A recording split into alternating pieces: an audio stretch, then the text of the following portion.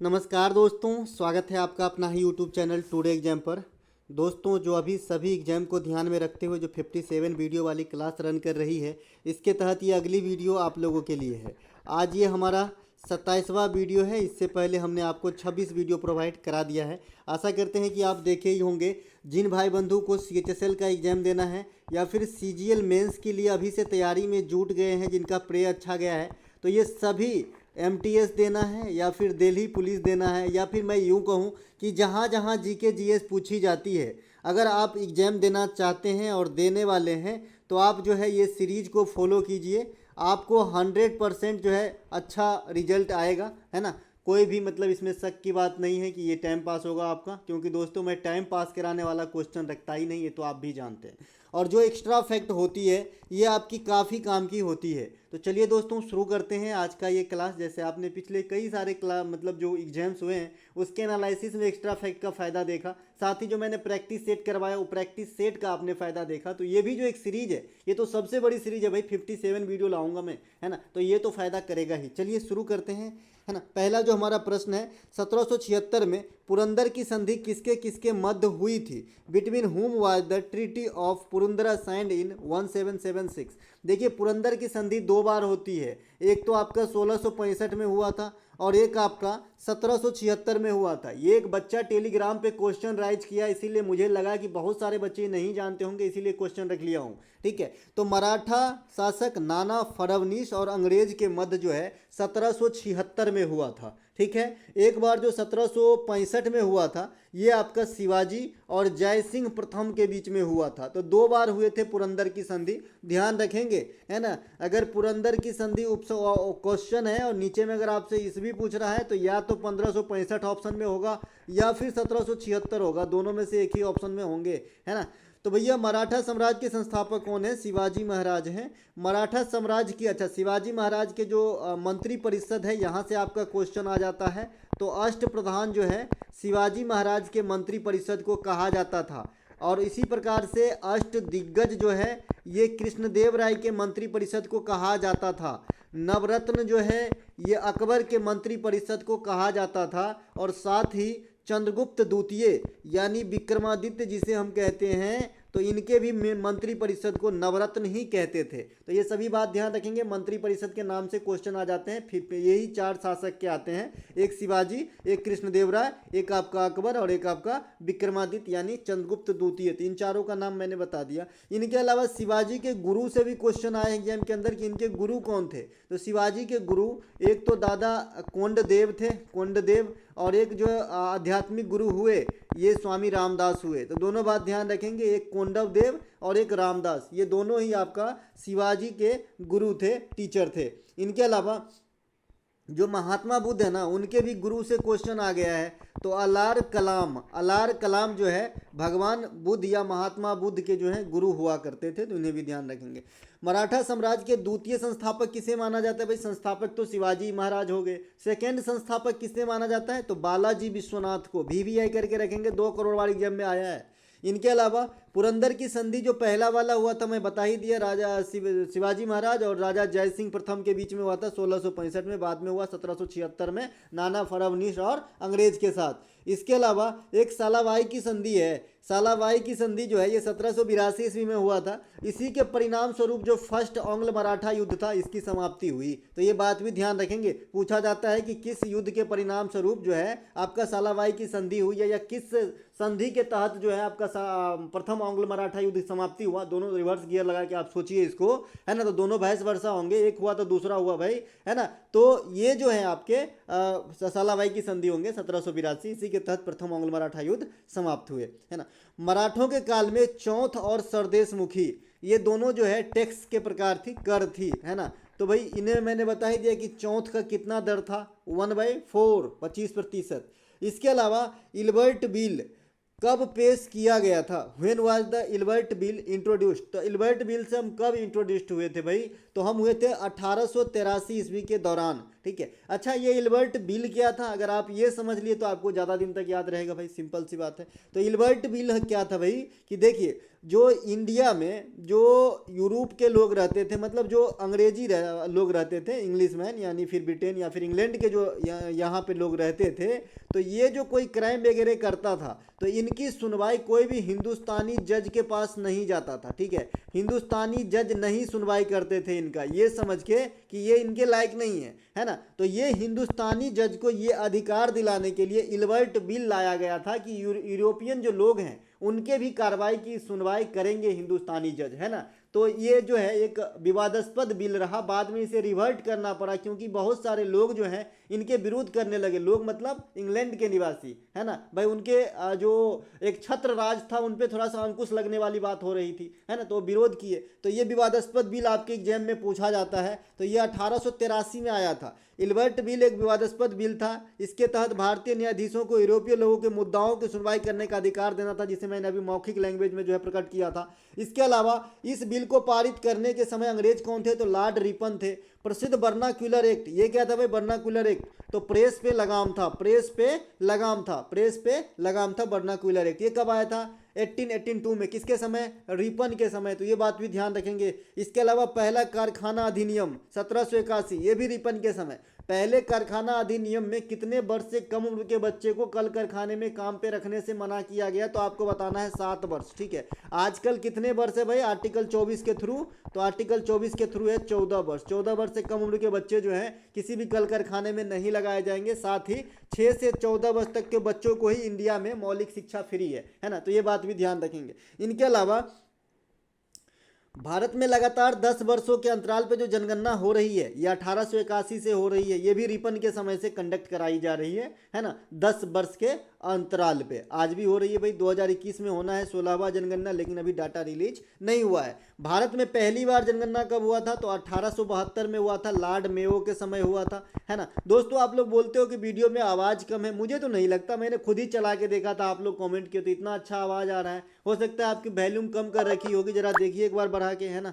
Video में आवाज़ अच्छा है भाई, है ना। इसके अलावा मैंने जो है थोड़ा सा इसकी क्वालिटी भी बढ़ा दिया है, तो अब आवाज़ की शायद कोई प्रॉब्लम नहीं होगी। इसके अलावा रिपन को जो है स्थानीय स्वशासन का जनक भी कहा जाता है, ये बात भी आपको ध्यान रखना है। अगला जो हमारा प्रश्न है, राष्ट्रीय जल पुरस्कार के तहत समग्र क्षेत्र में किस राज्य को पहला स्थान प्राप्त हुआ है या दिया गया है। Which state has been ranked first in the overall field under the national water award. तो जो नेशनल वाटर अवार्ड है, सबसे पहले तो ये कितने कैडर में दिए जाते हैं, तो आप कहोगे जी ये 11 कैडर में दिए जाते हैं। ये 11 कैडर कैसे होते हैं, एक तो राज्य को, एक तो जिला को, एक तो पंचायत को, एक तो नगर पालिका को, एक तो स्कूल को, इस प्रकार से जो है 11 मतलब संस्था कह सकते हैं आप, इनको दिया जाता है राष्ट्रीय वाटर पुरस्कार। तो इस बार जो स्टेट में मिला है बेस्ट रैंक, तो स्टेट में फर्स्ट रैंक एमपी को मिला है, मध्य प्रदेश को मिला है। मध्य प्रदेश को बाघ स्टेट कहा जाता है, तो ये बात ध्यान रखेंगे, बाघों का राज कहा जाता है मध्य प्रदेश को। ठीक है, इसके अलावा जल शक्ति मंत्रालय के जल संसाधन एवं नदी विकास एवं गंगा संरक्षण विभाग के द्वारा यह पुरस्कार 2018 से दिया जा रहा है। तो 2018 के बाद ये 23वां है, तो आप 5वां नहीं समझ लीजिएगा, ये चौथा ही अवार्ड है। ठीक है, ये चौथा ही अवार्ड का वितरण है, बीच में गैप हो गई। ठीक है, तो ये चौथा पुरस्कार है भैया। ठीक है, तो 2023 में यह पुरस्कार की चौथी संस्करण थी। और इसे वितरित कौन किए हैं, तो उपराष्ट्रपति जगदीप धनखड़ साहब। जगदीप धनखड़ साहब देश के 14वें उपराष्ट्रपति हैं, और वर्तमान में जो हमारी प्रेसिडेंट हैं माननीय द्रौपदी मुर्मू साहिबा, ये हमारे 15वें प्रेसिडेंट हैं। ठीक है, तो इनका क्रम जरूर याद रखें, क्रम से क्वेश्चन आ जाते हैं, है ना। इनके अलावा जगदीप धनखड़ साहब जो हैं, ये पश्चिम बंगाल राज्य में जो है एज ए गवर्नर के रूप में सेवा दे रहे थे उपराष्ट्रपति चुनाव होने से पहले। तो ये बात भी आपको ध्यान रखना है। वहाँ पे जो पश्चिम बंगाल में अभी राज्यपाल साहब हैं वो बोस साहब हैं, डिप्यूट कर लिए गए हैं। धनखड़ साहब की जगह पे काफ़ी दिन तक जगह खाली रही, बाद में जो है इन्हें डिप्यूट कर लिया गया। इनके अलावा जो है जगदीप धनखड़ साहब इस बार जो है उपराष्ट्रपति बने 14वें, ये वेंकैया नायडू साहब का स्थान लिए, तो ये बात भी आपको ध्यान रखना है। और इनके अगेंस्ट में कौन खड़े हुए थे उपराष्ट्रपति के पोस्ट के लिए, तो ये भी आपसे पूछा जा सकता है। तो अल्वा, है ना, अलवा, तो इसे भी ध्यान रखेंगे। और राष्ट्रपति के जो द्रौपदी मुर्मू थी, इनके अगेंस्ट में कौन खड़े थे, तो यशवंत सिन्हा, है ना, यशवंत सिन्हा जो है ये राष्ट्रपति वाले पोस्ट में जो है ये द्रौपदी मुर्मू के अगेंस्ट में थी। और मार्गरेट अलवा जो है ये जगदीप धनखड़ के अगेंस्ट में खड़े थे। तो ये बात भी ध्यान रखेंगे, आ जाएंगे क्वेश्चन। इस बार जो पुरस्कार है 11 कैटेगरी में दिया गया, जल वाला, ये मैं बता दिया आपको। सर्वश्रेष्ठ राज्य का पुरस्कार तो आपने देख लिया एमपी, सर्वश्रेष्ठ जिला का पुरस्कार गंजम को दिया गया। सबसे बड़े नगर निगम का प्रचार, बड़े नहीं भैया, सबसे अच्छे नगर निगम का प्रचार जो है ये चंडीगढ़ नगर निगम को दिया गया। सर्वश्रेष्ठ ग्राम पंचायत का पुरस्कार जो है जल वाला, ये आपका जगत्रधपुरम, ये कहाँ का है भाई, तेलंगाना का एक ग्राम है जिसकी पंचायत को दिया गया। इसके अलावा अगला प्रश्न हमारा, आगरा घराने के मलका जान कोलकाता के निम्नलिखित में से किस नवाब के दरबार में दरबारी संगीतकार रही है। मलका जान ऑफ आगरा घराना was the court musician in the court of which of the flowing nawabs of Kolkata, है ना, कोलकाता मतलब बंगाल की नवाब कहिए, कोलकाता की नवाब कहिए, बात बराबर है। तो बाजिद अली शाह के दरबार में जो है मलका जान जो ठुमरी गायन के लिए प्रसिद्ध है ना, गायन करती थी। देखिए मलका जान जो है, जो गौहर है ना, गौहर, इनके समकालीन ही रही थी, ठीक है, तो ये बात भी ध्यान रखेंगे। ये ठुमरी गाती थी और इंडिया में जो ठुमरी की रानी कहा जाता है ये गिरिजा देवी को कहा जाता है, तो ये बात भी ध्यान रखेंगे, है ना। वाजिद अली शाह अवध के 11वें व अंतिम नवाब माने जाते हैं, तो ये बात भी आपको ध्यान रखना है। इनके अलावा पलासी के युद्ध में सिराजुद्दौला रॉबर्ट क्लाइव के साथ युद्ध किया था। रॉबर्ट क्लाइव अंग्रेज के तरफ से और सिराजुद्दौला बंगाल के नवाब के तरफ, बंगाल के नवाब थे, है ना। और ये कब हुआ था भाई, 1757 ईस्वी के दौरान हुआ था आपका पलासी का युद्ध। और ये पलासी का मैदान कहाँ पे है, पश्चिम बंगाल में है। मैंने आपको ये भी बताया है कि बक्सर का जो युद्ध हुआ है ये 1764 में हुआ है। इसमें जो है त्रिगुटी सेना भाग लिए थे, अवध के नवाब, बंगाल के नवाब और मुगल बादशाह का सेना, और उधर से जो है मुनरो बाबा का सेना था। मुनरो कौन, ईस्ट इंडिया कंपनी की तरफ से, यानी अंग्रेज के तरफ से। फिर भी जीत किसकी, मुनरो की। जब मुनरो की जीत हो जाती है तो 1765 में एक संधि होती है जिसे इलाहाबाद की संधि नाम दिया गया था। और इस संधि पे जो है हस्ताक्षर अंग्रेज के तरफ से कौन किए थे, तो रॉबर्ट क्लाइव। इसमें क्या होता है ये बताना इसलिए आवश्यक है कि बच्चे को क्या लगता है कि 64 में तो मुनरो ने भाग लिया था, तो भाई संधि पे भी मुनरो ही हस्ताक्षर किए होंगे, क्योंकि जीता मुनरो है तो लड्डू कौन खाएगा, लेकिन लड्डू खाया कौन, आपका रॉबर्ट क्लाइव, ठीक है। इनके अलावा महात्मा गांधी आत्मकथा एक्सपेरिमेंट विथ ट्रूथ मूल रूप से किस भाषा में लिखी गई। आजकल ये काफी ट्रेंड में है कि कोई नेता का किताब उठा लो फिर पूछो किस भाषा में है, ठीक है। In which language was Mahatma Gandhi autobiography experiment, मैं कहाँ गया भाई, मैं छूट गया, my experiment with truth originally written. तो भाई ये लिखा गया है गुजराती भाषा के अंदर, गुजराती भाषा में इन्होंने अपनी आत्मकथा को लिखे थे।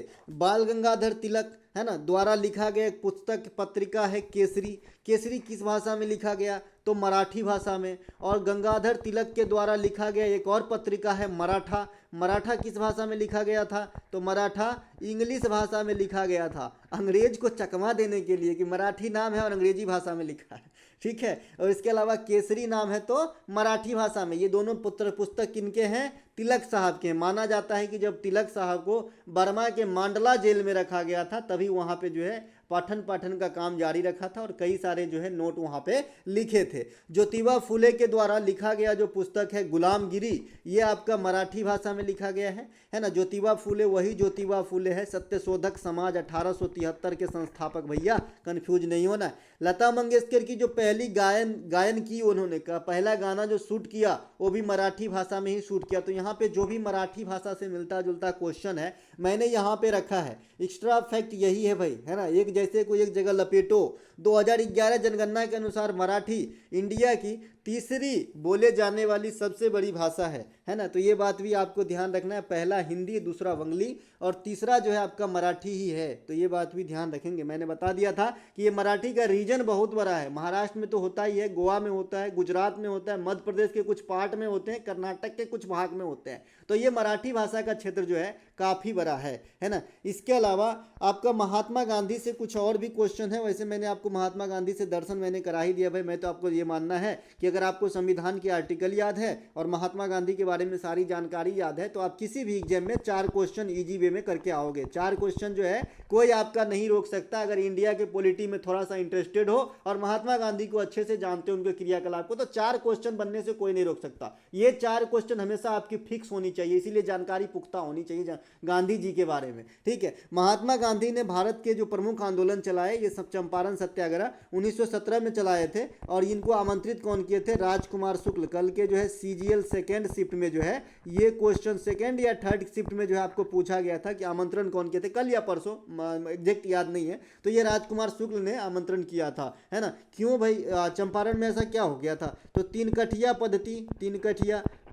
पद्धति किसे कहते हैं भाई? 1/3 पे नील की खेती अनिवार्य कर रखा था कौन? अंग्रेज ने, है ना। तो इसी के जो है विरोध में ये सत्याग्रह के लिए गांधी जी को आमंत्रित किए और बाद में सत्याग्रह से जो गांधी जो इन परेशानियों से छुटकारा दिलाए वहाँ के किसानों को, है ना। इनके अलावा असहयोग आंदोलन ये कब होती है? 1920 में होती है। असहयोग आंदोलन एकमात्र ऐसा आंदोलन है जो अहिंसा पे तो गांधी जी पुजारी थे ही, तो उनके सभी आंदोलन लगभग अहिंसा पे ही थे। अधिक से अधिक होगा तो अनशन कर लेंगे लेकिन अहिंसा नहीं करेंगे, अहिंसा पे ही था। लेकिन अगर आपसे पूछे कि असहयोग आंदोलन में किस किस का साथ मिला, तो इंडिया के सभी समुदाय का साथ मिला था। चाहे जो भी यहाँ पे समुदाय है, जो मेजर समुदाय हमारा हिंदू और मुस्लिम, सभी का समुदाय जो है यहाँ मतलब साथ मिला था असहयोग आंदोलन के दौरान। ये असहयोग आंदोलन कब बंद हो गया था? तो ये असहयोग आंदोलन जो दादा 1920 में स्टार्ट हुआ, ये 1922 में बंद हो गया था, क्योंकि 1922 में एक हिंसात्मक घटना चौरा चोरी हत्याकांड हो जाता है। ये क्या होता है? ये अच्छा होता है। इसमें जो है अंग्रेज लोग मर गए थे, ठीक है। लेकिन गांधी जी अहिंसा के पुजारी थे, इसीलिए इन्हें बंद करना पड़ा। लेकिन इन्हें इस बंद करने से बहुत सारे जो नेता थे उनको जो है मतलब खुशी नहीं हुई, नाराज हो गए और अपने अपने पार्टी की क्रिएशन कर लिए। जैसे आपने सुना होगा स्वराज पार्टी का गठन 1930-23 में होता है, तो इसी के बाद होता है आफ्टर दैट। नहीं तो स्वराज पार्टी के लिए ही मोतीलाल और चित्तरंजन दास ने अपनी वकालत छोड़ के उसमें समर्थन किए थे भाई, है ना। ये बंद नहीं होते तो शायद ये आपका स्वराज पार्टी भी नहीं बनता, ठीक है। इनके अलावा 1930 ये दांडी मार्च है गांधी जी का, ये कहाँ से स्टार्ट हुआ था ये आपसे पूछा जाता है। तो साबरमती आश्रम, ठीक है, ये गुजरात में है। इसके अलावा भारत छोड़ो आंदोलन 1942 कहाँ से स्टार्ट हुआ था? बम्बई के ग्वालियर टैंक से 8 अगस्त 1942 को। आपसे पूछा जाता है कि ये जो भारत छोड़ो आंदोलन है ये क्यों हुआ था? तो आपको बताना है भाई क्रिप्स मिशन के विफलता के कारण। एक क्रिप्स मिशन 1942 में ही भारत आए थे, ये किए गए वादा जो है पूरा नहीं हो पाया, इसी विफलता के कारण भारत छोड़ो आंदोलन चलाए गए। और भारत छोड़ो आंदोलन में ही जो है आपका गांधी जी डू और डाई का नारा भी देते हैं। इनके अलावा गांधी जी के जन्म 2 अक्टूबर को क्या सेलिब्रेट करते हैं भाई? अहिंसा दिवस। इनके अलावा गांधी जी के जन्म 2 अक्टूबर 2014 से जो हम इंडिया में राष्ट्रीय स्वच्छता मिशन दिवस के रूप में मनाते हैं और कार्यक्रम भी होती है इसके ऊपर। इनके अलावा गांधी जी दक्षिण अफ्रीका से 9 जनवरी को लौटे थे। प्रथम बार 2003 में हमने प्रवासी भारतीय दिवस मनाया। कोई बच्चा ये सोच लेगा कि 2003 में लौटे थे, क्या ऐसा नहीं भाई, 1915 में ही लौटा था, है ना। ये 2003 से हम मनाए प्रवासी दिवस, ये सब बता रहे हैं। इसके अलावा गांधी जी हरिजन संघ की स्थापना जो है 1932 ईस्वी में करा था। 1924 में कांग्रेस के बेलगांव अधिवेशन की अध्यक्षता करा था। 1931 में द्वितीय राउंड टेबल में भाग लिए थे। इसके अलावा 1948 में शहीद हो गए थे। 1918 में खेरा सत्याग्रह में भाग लिए थे। 1931 में गांधी इरविन समझौता किए थे।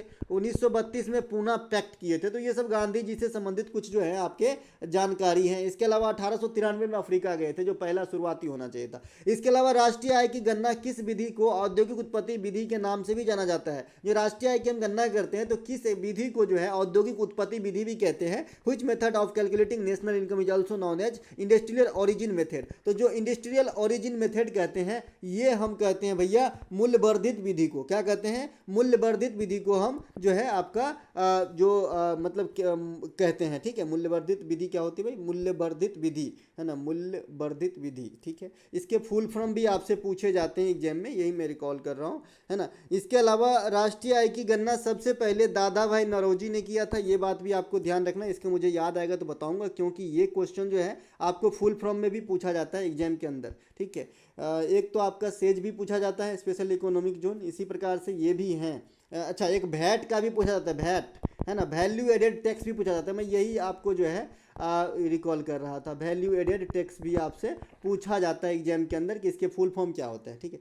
वर्तमान में केंद्रीय सांख्यिकी संगठन के द्वारा राष्ट्रीय आय का जो है अनुमान लगाया जाता है। और योजना कौन बनाते भाई, कोई नहीं बनाता फिलहाल तो। जब बनाते थे कौन बनाते थे, योजना आयोग बनाते थे, तो ये बात भी आपको ध्यान रखना है। इनके अलावा जो आपका राष्ट्रीय आय समिति का गठन हुआ था ये 1949 में हुआ था, और इसके प्रथम अध्यक्ष कौन बने थे, पीसी महालनोबिस बने थे, जो इसके मॉडल पे सेकेंड पंचवर्षीय योजना जिनकी अवधि रहा था 1956 से 1961, इन्हीं के मॉडल पे आधारित थे, प्रशांत चंद्र महालनोबिस के मॉडल पे। और इसमें जो है भारी उद्योग को बढ़ावा दिया गया था। इसी पंचवर्षीय योजना, जो सेकेंड पंचवर्षीय योजना होती है, इसमें 3 फैक्ट्री लगती है, दुर्गापुर, राउरकेला और आपका जो है एक दुर्गापुर ब्रिटेन के सहयोग से पश्चिम बंगाल में, राउरकेला जर्मनी के सहयोग से उड़ीसा में, और भिलाई रूस के सहयोग से उस समय के जो है मध्य प्रदेश, और आज जो है ये छत्तीसगढ़ में है। तो ये तीनों फैक्ट्रियां सेकेंड पंचवर्षीय योजना, सेकेंड पंचवर्षीय योजना कार्यकाल हो गया 1956 से 61, किसके मॉडल पे, पीसी महालनोबिस के मॉडल पे। आप भूल जाइए। राष्ट्रीय आय समिति के अध्यक्ष कौन बने थे पहले, पीसी महालनोबिस, ठीक है। फिस्कल डिफिसिट समझते हैं ना, फिस्कल डिफिसिट जो वित्तीय घाटा होता है ना। तो ये जो है कि कब उत्पन्न होगा भाई, जब आपकी आमदनी आपके खर्च से कम होंगे। तो सिंपल सी बात है, जब राष्ट्रीय आय की जो प्राप्ति है वो व्यय से कम होती है, तो ऐसी स्थिति में घाटे की बजट या राजकोषीय घाटा या फिस्कल डिफिसिट की स्थिति जो है उत्पन्न होती है ना। इनके अलावा खेल में फ्री थ्रो जो है का प्रयोग किया जाता है, किस खेल में, in which sport is free throw used. तो भाई फ्री थ्रो का जो यूज होता है ये आपका बास्केटबॉल में यूज होता है ना। फ्री हिट एक होता है भाई, फ्री हिट, ये तो सभी जान गए होंगे। अंपायर ऐसा उंगली उठाते हैं, फिर ऐसे ऐसे घुमाता है उंगली, ये क्या होती है, फ्री हिट। इसके बाद जो बॉल मिलता है ना, कैसे भी मारो, कैचो होगा तो कोई बात नहीं, है ना। ये मतलब नो बॉल के बाद फ्री हिट होते हैं, ये क्रिकेट में होती है। और ये जो फ्री थ्रो है ये कहाँ पे होती है, बास्केटबॉल में। खाली थ्रो है तो खाली थ्रो क्रिकेटों में होता है ना। बास्केटबॉल में क्या गो खिलाड़ी होता है, 5 गो खिलाड़ी बास्केटबॉल में होता है। बास्केटबॉल के डायमीटर जो है, ये लंबाई कितनी मीटर, 26 मीटर, और चौड़ाई कितनी मीटर, 15 मीटर। कल हमने टेबल टेनिस का डायमीटर बता दिया था, अगर किसी को भी याद हो तो मुझे कमेंट जरूर करेंगे। नहीं, आज ही बताया था जी सवेरे वाली वीडियो में, क्योंकि कल शाम को वीडियो पोस्ट नहीं कर पाया था, शाम वाली क्लास हो चुकी है ना। तो सवेरे ही एक वीडियो बता दिए, मतलब पोस्ट कर दिए थे कल रात वाली। कल थोड़ा सा तबीयत वगैरह जो है ना। टोड मेमोरियल ट्रॉफी तथा विलियम कप, ये किससे संबंधित है, तो ये आपका बास्केटबॉल से संबंधित है। और कल मैंने स्वेथलिन कप और कार्बिलोन कप बताया था। आप लोग बताइएगा किस खेल से संबंधित है, मुझे पक्का याद रहता है भाई, है ना। इसके अलावा ये टोड मेमोरियल ट्रॉफी ये जो है, और विलियम कप जो है, ये बास्केटबॉल से संबंधित है। ऐसे ऐसे ही ट्रॉफी आपके एग्जाम में आते हैं, तो क्या चैंपियन ट्रॉफी पूछेगा, है ना। इनके अलावा बास्केटबॉल से संबंधित कुछ शब्द हैं, जैसे सेंटर है, शूटिंग है, ड्रिबलिंग पूछा गया था अभी सीजीएल में, पॉइंट गार्ड है, शूटिंग है, गार्ड है, स्मॉल फॉरवर्ड है, ये सभी के सभी किसके हैं, बास्केटबॉल के, ठीक है। वॉलीबॉल में कितने खिलाड़ी होते हैं, 6, और बेसबॉल में कितने खिलाड़ी होते हैं, 9, और बास्केटबॉल में अभी आपने देखा 5, फुटबॉल में कितने होते हैं, फुटबॉल में होते हैं आपका जी 11, रग्बी फुटबॉल में कितना होता है, आरएफ में होता है 15, है ना। हॉकी में कितना होता है, एचओ में होता है 11, क्रिकेट में कितना होता है, 11। तो ये सब कुछ खिलाड़ी हैं जो आपको खेल है जो ध्यान रखना है। कबड्डी में क्या गो होता है, 7 गो, ठीक है। पोलो में लिख लीजिएगा 4 गो होता है ना। तो ये सब जो है आपके खिलाड़ियों की संख्या है जो काम आएगी। इसके अलावा पहला खेलो इंडिया जनजातीय खेल महोत्सव का आयोजन कहाँ किया गया, where was the first Khelo India tribal sports festival organise. तो भैया ये उड़ीसा के भुवनेश्वर में हुआ है पहला खेलो इंडिया, है ना, जनजातीय फेस्टिवल महोत्सव का आयोजन, है ना। इस खेल का आयोजन कहाँ पे हुआ भैया, भुवनेश्वर में। पहला खेलो इंडिया यूथ, देखिए ये जो है ना कन्फ्यूजन क्रिएट करने का बहुत बड़ा जरिया बन जाता है कि सबका नाम जो है खेलो इंडिया से रख दिए हैं। देखिए मैं आपको बताता हूँ कितने प्रकार के हैं। देखिए सबसे पहले खेलो इंडिया यूथ गेम है, इनका नाम जो है पहले जो है सबसे पहले खेलो इंडिया स्कूल गेम रखा था, लेकिन आजकल हम इसे यूथ गेम के नाम से जानते हैं। तो आप यही समझिए, पहला खेलो इंडिया यूथ गेम है। दूसरा खेलो इंडिया यूनिवर्सिटी गेम है, देखिए यूनिवर्सिटी है ना, यूनिवर्सिटी गेम है, तो ये ध्यान रखेंगे। तीसरा एक तो खेलो इंडिया यूथ गेम हो गया, एक खेलो इंडिया यूनिवर्सिटी गेम हो गया, एक शीतकालीन खेलो इंडिया यूथ गेम है ना, खेलो इंडिया विंटर गेम है, इसे शीतकालीन कहिए, खेलो इंडिया विंटर गेम है, विंटर मतलब ठंडी में, ठीक है।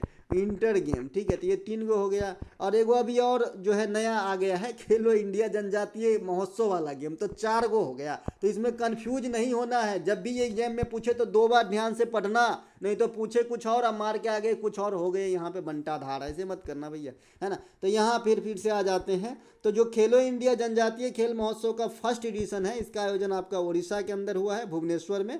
इसके अलावा पहला खेलो इंडिया यूथ गेम 2018 में दिल्ली के अंदर हुआ था। 5वां खेलो इंडिया यूथ गेम जो अभी 22-23 में हुआ है, फरवरी में समाप्त हुई है, तो ये आपका एमपी के 8 शहर में कराए गए हैं। और ये 5वां खेलो इंडिया यूथ गेम के विजेता कौन रहे हैं, तो अपना महाराष्ट्र भैया, है ना। पहला खेलो इंडिया यूनिवर्सिटी गेम का आयोजन कब हुआ था, 2020 में। और पहला खेलो इंडिया विंटर गेम का आयोजन कहाँ हुआ था, कब हुआ था, तो 2020 में। तो खेलो इंडिया यूनिवर्सिटी गेम और खेलो इंडिया विंटर गेम ये दोनों हुआ 20 में। और खेलो इंडिया यूथ गेम खेलो इंडिया स्कूल गेम के नाम से हुआ था 18 दिल्ली में। तो याद रखेंगे, आपके सामने ये तीनों सीट है जो पास्ट में जो विजेता उप विजेता रहे हैं। ये देखिए, सबसे पहले खेलो इंडिया यूथ गेम में आ जाते हैं। पहला 2018 दिल्ली में हुआ था और विजेता रहा था आपका कौन, हरियाणा, ठीक है। अभी लेटेस्ट वाला 2022 में हुआ भोपाल में। यहाँ पे मध्य प्रदेश के 8 शहर आपको लिखाना है, ये 22 नहीं 23 कर लीजिएगा। और यहाँ पे विजेता बने हैं महाराष्ट्र, है ना। तो ये बात ध्यान रखेंगे, लेटेस्ट वाला जो है आपके करंट अफेयर में काम करेंगे, है ना। इनके अलावा 2020 में आपका इस खेलो इंडिया यूनिवर्सिटी गेम है, तो सबसे पहले 2020 में हुआ। मैंने कहा विंटर वाला भी और यूनिवर्सिटी वाला भी, ये दोनों 20 में स्टार्ट हुआ, देख लीजिए, है ना। दोनों जो स्टार्ट हुआ ना, तो ये जो है आपका पहला जो है खेलो इंडिया यूनिवर्सिटी गेम ये आयोजित हुआ था उड़ीसा के अंदर। और ये जो विंटर वाला है ये तीनों के तीनों गुलमर्गे में हुआ है, गुलमर्गा लद्दाख में, है ना। तो जम्मू कश्मीर की तरफ, तो अनुरोध ध्यान रखेंगे, है ना। और ये आपका 2020 में हुआ था उड़ीसा में, फिर 21 में हुआ, फिर 22 में हुआ। तो अभी जो लेटेस्ट वाला हुआ है ना खेलो इंडिया यूनिवर्सिटी गेम, ये आपका कहाँ पे हुआ है, उत्तर प्रदेश में। तो ये बात भी ध्यान रखेंगे। और पंजाब यूनिवर्सिटी के गुरु नानक वाला विश्वविद्यालय है ना, उनको जो है मतलब ये बनाया गया है। गुरु नानक देव यूनिवर्सिटी को माका ट्रॉफी मिला है और पंजाब यूनिवर्सिटी को विजेता घोषित किया गया है, इस प्रकार से, ठीक है। माका ट्रॉफी होता है ना, मौलाना अबुल कलाम आज़ाद ट्रॉफी, तो ये गुरु नानक देव विश्वविद्यालय को दिया गया है, ध्यान रखेंगे। ये भी क्वेश्चन आपको अलग से पूछा जाता है एग्जाम में कि माका ट्रॉफी किसे मिला, MA है ना, तो ये गुरु नानक वाले को मिला है। इनके अलावा किसी प्रतिरोधक में जो प्रतिरोध दुगुना किया जाता है तो धारा पर क्या प्रभाव पड़ता है। If the resistance of resistor is doubled then what is the effect on the current. तो भाई करंट क्या होगा, अगर आपने रेसिस्टेंस को दुगुना कर दिया तो करंट आधी हो जाएगी, करंट जो है आधी हो जाएगी। कैसे होता है यहाँ बताता हूँ। सबसे पहले ओम का नियम आपको जो है 10 क्लास में पढ़ाया गया होगा, इस प्रकार की फार्मूला कि जब टेम्परेचर कांस्टेंट हो, टेम्परेचर कांस्टेंट हो यानी ताप जो है अचर है, यानी हिलता डुलता नहीं है, जितना है उतना ही है, ठीक है। तो किसी चालक के सिरों के बीच का विभवांतर, किसी चालक के सिरों के बीच का विभवांतर उसमें प्रवाहित धारा के, है ना, सीधे समानुपाती होता है अगर इस प्रक्रिया में आपका टेम्परेचर कांस्टेंट है। तो ये क्या है जी, ओम का नियम है ना। अब इसे हम सूत्र में क्या लिख लेते हैं, V बराबर आई आर, जहाँ I क्या है करंट, R रेसिस्टेंस और V क्या है विभवांतर वोल्टेज है ना। तो भाई इसी सूत्र में आप रख दो, है ना। यहाँ पे क्या कहा गया है कि अगर आप प्रतिरोध को दुगुना कर दोगे तो करंट क्या बोल रहा है भाई, क्या बोल रहा है ये, किसी प्रतिरोध में प्रतिरोध दुगुना किया जाए तो धारा पर क्या प्रभाव पड़ेगा। प्रतिरोध है यहाँ पे दुगुना कर दिया है तो V बराबर I और R के जगह पे हम 2R रख देंगे, है ना। तो धारा पर क्या प्रभाव पड़ेगा बोल रहा है, तो धारा पर क्या प्रभाव पड़ेगा, तो धारा जो है क्या लिखा है आंसर भाई, आधी हो जाएगी, है ना। धारा अगर आधा कर दोगे तब जो है आप ये फिर से बैलेंस होगा। तो बात सही बोल रहे हैं ओम के नियम से, अगर भाई धारा आधा हो जाएगी तभी तो ये 2 से 2 कटेगा तो V बराबर आई आर फिर से बचेगा, है ना। तो इसीलिए ये क्वेश्चन बना है, ठीक है। और ओम के नियम बराबर V बराबर आई आर आपको याद रखना है। इसके अलावा V बराबर आई आर एकदम सही है भाई, कोई दिक्कत नहीं है। और एक और इसी प्रकार का होता है F बराबर R/2, वो दर्पण के अंदर है, वक्रता त्रिज्या की आधी होती है, फोकस दूरी। तो ये बात भी आपको ध्यान रखना है, यही चीज़ याद आ रहा था, बता रहे थे। किसी चालक में तापमान की बढ़ोतरी से उसकी जो है चालकता वाला गुण घट जाता है। जो चालकता की गुण होती है, कंडक्टिविटी होती है, ये जो है घटता है अगर आपने टेम्परेचर बढ़ाया तो, ठीक है। अर्धचालक में यही चीज़ उल्टा हो जाता है, अगर आप टेम्परेचर बढ़ाओगे तो अर्धचालक की चालकता जो है ये बढ़ेगी। तो ये बात भी आपको ध्यान रखना है। इसके अलावा चालकता और प्रतिरोधकता एक दूसरे के क्या होते हैं भाई, व्युत्क्रमानुपाती होते हैं। अगर आपका रेसिस्टेंस बढ़ रहा है तो कंडक्टिविटी घट रहा है, अगर आपकी रेसिस्टेंस घट रहा है तो कंडक्टिविटी बढ़ रही है। तो इस प्रकार से जो है व्युत्क्रमानुपाती होते हैं, एक दूसरे के जो है उल्टा जो है रिएक्ट करता है। इनके अलावा निम्नलिखित में से किस मामले में भारत के सर्वोच्च न्यायालय ने माना है कि प्रस्तावना संविधान का हिस्सा नहीं है ना? In which of the following cases the supreme court of India held that the preamble is not a part of the constitution. तो भाई ये है आपका बेरुवारी संघ मामला 1960। इसमें सुप्रीम कोर्ट ने जो है सब कुछ मानते हुए भी ये माना कि जो प्रस्तावना है ये आपका जो है संविधान का मुख्य हिस्सा नहीं है, ऐसा है ना। इसके अलावा इस प्रकार से 3-4 बाद और हैं, जैसे केशवानंद भारती मामला, इसमें क्या 24वें संविधान संशोधन को मान्यता दिया गया था। मिनर्वा मिल्स है ना, ये क्या कहते हैं कि संविधान में संशोधन करने की संसद की शक्ति संविधान द्वारा सीमित रहेगी। तो इस प्रकार से जो है ये केस जुड़े हुए हैं, इनमें ज़्यादा दिमाग नहीं लगाना है, सीधे सीधे इसको जो है याद रखना है कि ये किससे संबंधित है। तो आपको जो है बस याद रखना है ये, और सीधे आए एग्जाम में टिक करके आना है। इनके अलावा अप्रैल 2023 के अनुसार छत्तीसगढ़ के राज्यपाल कौन है? जैसे आपको पता है कि फरवरी 2023 में बहुत सारे राज्यों की राज्यपाल बदल गए। तो सीजीएल का एग्जाम आपने दिया भाई जून जुलाई में, है ना, तो ये कितने महीने हुए? 5 महीना। और जैसे ही 6 महीने से ज़्यादा हो जाता है किसी भी चीज़ का तो वो पक जाता है आपके एग्जाम में आने के लिए। तो भाई राज्यपाल की पोस्ट जो है पक गए हैं एग्जाम में आने के लिए, CHSL में पक्का आएगा जी, है ना।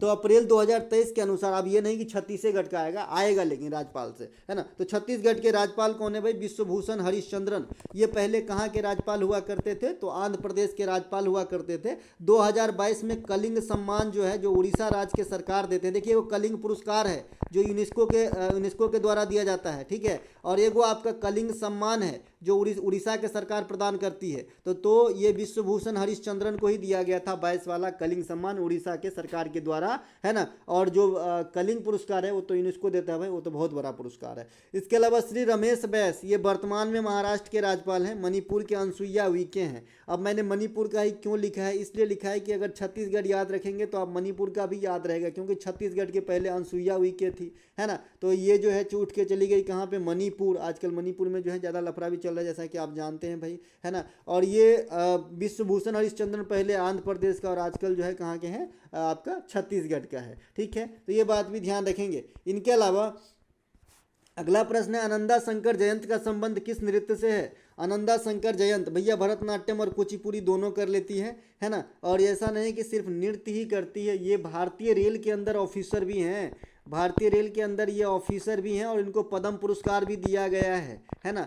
ये जो है पद्मश्री से भी सम्मानित किए जा चुके हैं। आपका कौन? आनंदा शंकर जयंत। तो इन्हें भी ध्यान रखेंगे। इनके अलावा भरतनाट्यम की अन्य प्रमुख नृत्यांगना नर्तकी नटराज है। ये जो है पहला ट्रांसजेंडर जो है महिला है जिन्होंने भरतनाट्यम के क्षेत्र में पद्मश्री प्राप्त की। तो इन्हें भी ध्यान रखेंगे, नर्तकी नटराज को। यामिनी कृष्णमूर्ति, कई सारे अवार्ड। सोनल मानसिंह, है ना, ये भरतनाट्यम के साथ साथ ओडिसी भी कर लेती हैं। कौन? सोनल मानसिंह जी। तो इन्हें भी ध्यान रखेंगे। रुक्मिणी देवी अरुंडेल, राज्यसभा में नामित होने वाली प्रथम क्लासिकल डांसर, है ना, रुक्मिणी देवी अरुंडेल, भरतनाट्यम। पद्मा सुब्रमण्यम, ये क्या भाई? भरतनाट्यम संबंधित। टी बाला सरस्वती, भरतनाट्यम। अन्नरविल्ली, देखिए यहाँ पे ठीक से स्पेलिंग राइट नहीं हो पाया है, कीबोर्ड सपोर्ट ही नहीं करता इनका नाम, सही बोल रहा था वो, है ना, बहुत मशक्कत से जो है लिखना पड़ता है अन्नरविल्ली। तो इस प्रकार से अन्नरविल्ली, है ना। तो ये भी जो है आपके भरतनाट्यम में आ जाएंगे। भरतनाट्यम भरत मुनि के नाट्य शास्त्र से प्रेरित है, तो इन्हें भी ध्यान रखेंगे। और अन्नरविल्ली मैंने इसलिए लिखा है क्योंकि भरतनाट्यम की जो 4 प्रमुख शैलियाँ हैं उनमें से जो पंडरनूर शैली हैं उनके जो आगे बढ़ाने का ठिका या फिर मतलब ये दिया जाता है, मतलब क्या बोल सकते हैं इनको, आगे बढ़ाने का ये दिया जा सकता है, मतलब क्रेडिट दिया जाता है, ये आपका अन्नरविल्ली को दिया जाता है, ठीक है।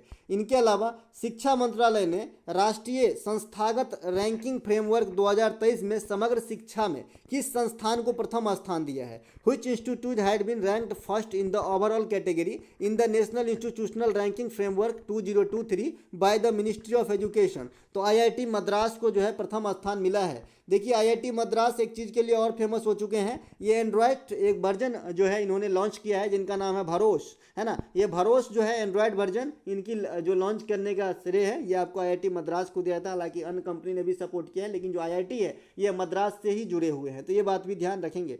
अगला जो हमारा प्रश्न है, किस समूह को पहले पैराफिन नाम दिया गया था? Which group was first named paraffin? तो एल्केन समूह को पहले पैराफिन नाम भी दिया गया था, ठीक है। अब एल्केन, एल्कीन और एल्काइन, इन तीनों का जो बेसिक सूत्र है आपको जरूर आना चाहिए, तभी कुछ काम बनेगा, नहीं तो काम में नहीं बनेगा, ठीक है। कुछ जो है तभी काम बनेगा, नहीं तो काम नहीं बनेगा। मैंने आपको बताया भाई 1 से लेकर कम से कम 5 तक तो आपको पढ़ना भी आना चाहिए, क्योंकि सूत्र जो है डायरेक्ट पूछ देता है ना, कि इसमें कार्बन की N का वैल्यू जो है 5 रखो और बता दो 5वें स्टेज में इसका नाम क्या होगा, है ना। तो भाई आपको आना तो चाहिए ना। तो सबसे पहले क्या होगा, methane, ethane, propane, butane, pentane, hexane, heptane, नोनेन, decane. ये मैंने 10 तक पढ़ा, आपको 10 तक नहीं पढ़ना है, आपको जो है कम से कम 5 तक पढ़ना है जी, 4 और 1 5, ठीक है। देखिए methane, propane, methane, ethane, propane, butane, pentane, तो ये कम से कम 5 तो पढ़िए, 5 पढ़ लीजिए, काम आएगा, है ना। अब मान लीजिए कि पहला वाला में आपने 1 पुट करा, तो C के जगह पे N के जगह पे 1 पुट करा,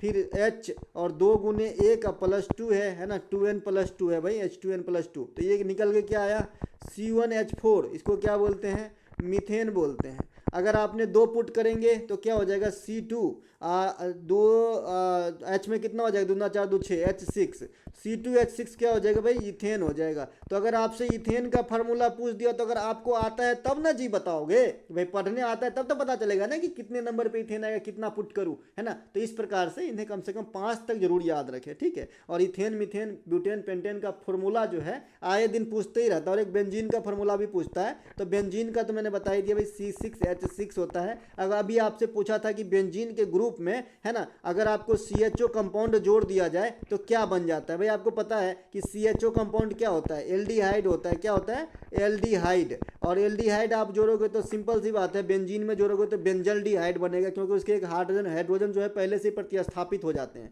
C6H6 ये बेंजीन का सूत्र है, इसमें जोड़ना है आपका CHO, है ना। तो ये ऐसा अंडरस्टूड रखिए, आपको जानकारी के लिए सिर्फ मतलब एग्जाम के दृष्टिकोण से बता दूं, बाद बाकी इसमें तो जानकारी बहुत है, कैसे हटता है, क्यों हटता है ना। तो इसमें से एक हाइड्रोजन को हट जाता है तो C6H5 हो जाता है ये, और फिर आपको CHO जोड़ देना है। तो C6 से बढ़ के कितना हो गया, 7 गो। अब 5 गो से 5 गो था, एगो और आ गया तो क्या हो गया, H6 हो गया, और लास्ट में O हो गया, है ना। तो ये क्या हो जाएगा, बेंजल्डिहाइड का सूत्र हो जाएगा। तो ऐसे जो है कुछ केमिस्ट्री के, जैसे sodium carbonate, sodium bicarbonate, sodium hydroxide, magnesium hydroxide, sulphuric अम्ल, एसिटिक एसिड, है ना, सिंदूर, आयला विट्रियोल, लाल विट्रियोल, हरा विट्रियोल, नीला विट्रियोल, ये सब जो कुछ हैं ये जरूर आपको ध्यान रखना चाहिए जी, केमिस्ट्री के अंदर काम दिलाएगा आपको, है ना। और ये देखिए एल्कीन का सूत्र क्या होता है, CnH2n, इसमें नो प्लस नो माइनस कुछ भी नहीं होता है ना, इनके साथ। और जो सबसे बड़ा लिखा जाता है ना, मैं यही याद रखने का तरीका है कंफ्यूजन दूर करने के लिए, कि एल्कीन, एल्काइन और एल्काइन में, एल्कीन और एल्काइन में सबसे लंबा किसे लिखेंगे आप, तो एल्काइन को लिखेंगे भाई 5 टर्म में, ए लॉ का संजू का आकार, ई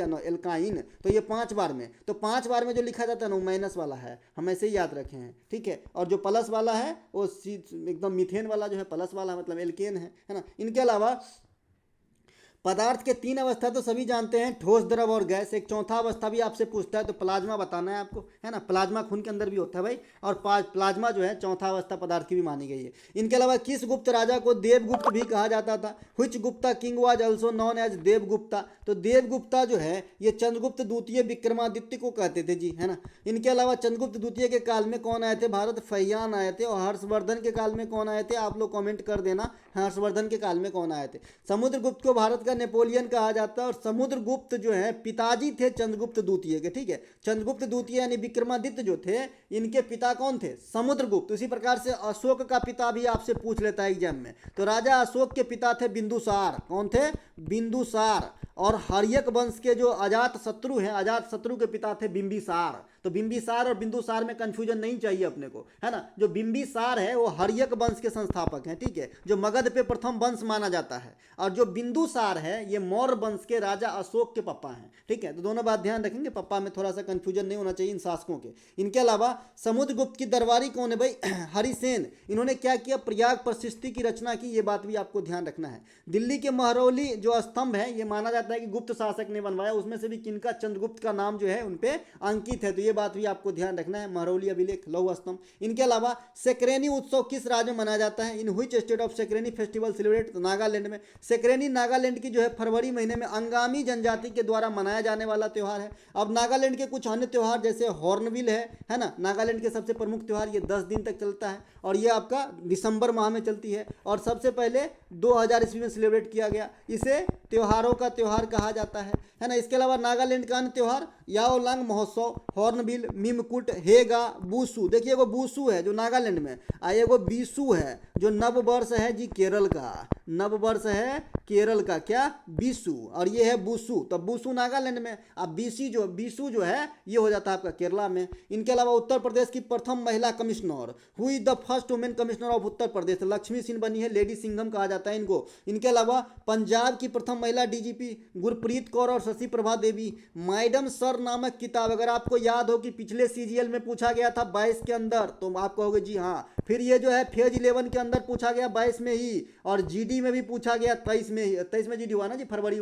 में, है ना। जीडी हुआ था कि सीएम हुआ था जी फरवरी में, उसमें भी ये क्वेश्चन पूछा गया था, मैडम सर किसकी आत्मकथा है ना। तो ध्यान रखेंगे, ये बिहार के जो है प्रथम महिला आईपीएस अफसर है ना, इनका नाम था जी मंजरी जहरूर, इस प्रकार से नाम था, जहरूर नाम था इसका, मंजरी जहरूर, है ना। इनकी आत्मकथा है जी मैडम सर, तो ये बात भी ध्यान रखेंगे। तेलंगाना हाई कोर्ट में प्रथम चीफ जस्टिस महिला बनी है हिमा कोहली, तो इन्हें भी ध्यान रखना है आपको। इसके अलावा अगला प्रश्न है जी, कर्तन एवं दहन कृषि को अन्य किस नाम से जानते हैं? तो जो काट छांट वाली कृषि होती है इसे हम झूम कृषि कहते हैं या स्थानांतरित कृषि कहते हैं, तो ये बात भी आपको ध्यान रखना है। झूम कृषि को मध्य प्रदेश में दहिया कहा जाता है, झूम कृषि को झारखंड में कुरुआ कहते हैं और झूम कृषि को आंध्र प्रदेश में पोंडू कहते हैं। तो ये थे हमारे जी आज के प्रैक्टिस सेट का वीडियो। अगर आपको लग गया है अच्छा तो अपने दोस्तों में सेंड कर दीजिएगा। और ये पीडीएफ आपको कहाँ पर मिलती है तो मैं भूल ही गया, ये पीडीएफ जो है आपको नीचे वीडियो के डिस्क्रिप्शन में लिंक दिया गया है। वो लिंक किस चीज़ की है भाई? तो व्हाट्सअप की है। क्या की? व्हाट्सअप, ऐसा वाला रहता है हरा कलर का, ठीक है, ऐसे रहता है व्हाट्सअप, है ना। तो इससे जो है आप जैसे ही क्लिक करोगे व्हाट्सअप खुलेगी, व्हाट्सअप पे आपको कोई भी मैसेज करना है, पीडीएफ ही लिख के भेजना, डायरेक्ट पीडीएफ, तो आपको जानकारी दे दी जाएगी कि ये सीरीज़ की पीडीएफ आप कैसे ले सकते हैं। चलिए मैं फिलहाल जानकारी देता हूँ आपको। इस सीरीज़ के पीडीएफ के लिए RS 25 रुपया खर्च करने हैं। ये 25 रुपये के अंदर ये हमारा 57 क्लास, जो आज हमारा 27वां क्लास है, इसी तरीके से 30 क्लास और आएंगे और ये पास्ट में जो भी पढ़ाई हुई है उनकी भी पीडीएफ आपको मिलेगा, ऐसा नहीं कि आज से ही मिलेगा। और आज अगर आप ज्वाइन करते हैं तो आज 27 पीडीएफ मिलेगा 27 दिन का, और बाद बाकी सब दिन एक एक मिलता रहेगा मात्र इस 25 रुपया में। यानी एक पीडीएफ का दाम जो है 0.4 पैसा यानी 40 पैसे के करीब है। तो अगर आप 2 समोसा की जगह एक बार पीडीएफ खरीद लिया और सारा क्लास अटेंड करते हुए पीडीएफ से रिवीजन भी कर लिए, तो यकीन मानिए जहां आपके जीके में स्कोर 5 हुआ करता था वहां अगर 20 नहीं हुआ तो बताइएगा। मिलेंगे हम अगले वीडियो में। जय हिंद दोस्तों।